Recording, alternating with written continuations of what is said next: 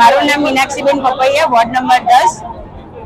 પાર્ટીએ જે મને વિશ્વાસ ને નિષ્ઠાપૂર્વક જે મને જવાબદારી સોંપી છે તે હું સારી રીતે પાર્ટીને વફાદાર રહીશ, કામ કરીશ, લોકોના જન સંપર્ક સુધી કામો કરીશ।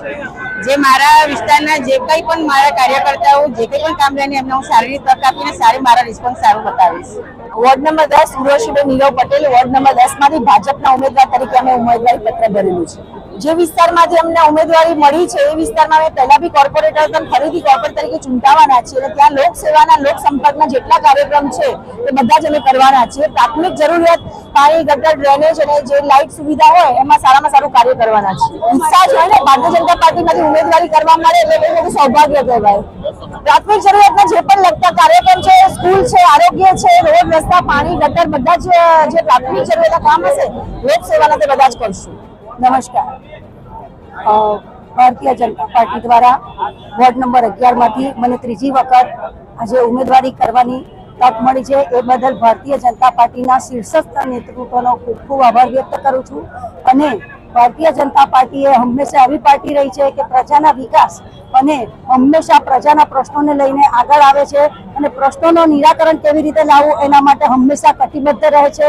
તો મારો પણ એવો પૂરેપૂરો પ્રયત્ન રહેશે કે પ્રજાની સાથે સાથે રહીને પ્રજાના જે કંઈ કામો હશે એ કામોને સંપૂર્ણપણે સમાધાન થાય એનો પૂરેપૂરો પ્રયત્ન કરીશ।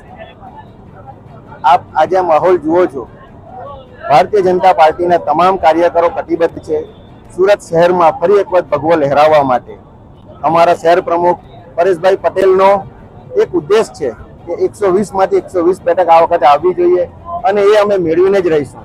અમે અમારા માનનીય વડાપ્રધાન શ્રી નરેન્દ્રભાઈ મોદીના વિકસિત ભારત 2047ના લક્ષ્યાંકને સિદ્ધ કરવા માટે કટિબદ્ધ છીએ અને સુરતના વિકાસને અમે સર્વોચ્ચ શિખરે પહોંચાડીને જ રહીશું। વોર્ડ નંબર 10 અડાજનપાલ ઈચ્છા પ્રમાણે બીજી ટર્મમાં પાછી ઉમેદવારી કરી છે। મારું નામ નિલેશ સુરેશભાઈ પટેલ છે।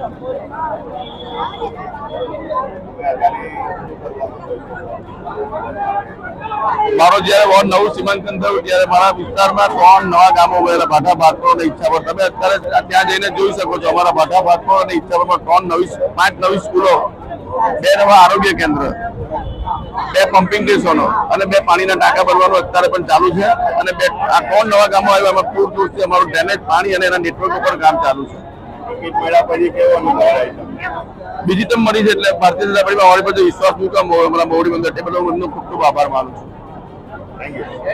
મારું નામ હર્ષ અશોકભાઈ મહેતા છે। હું એ 67 પશ્ચિમ વિધાનસભા વોર્ડ નંબર 11 માંથી એક યુવાન તરીકે ઉમેદવારી કરી છે અને પાર્ટીએ મારી પર વિશ્વાસ મૂકીને મને ઉમેદવારી કરવાની તક આપી છે।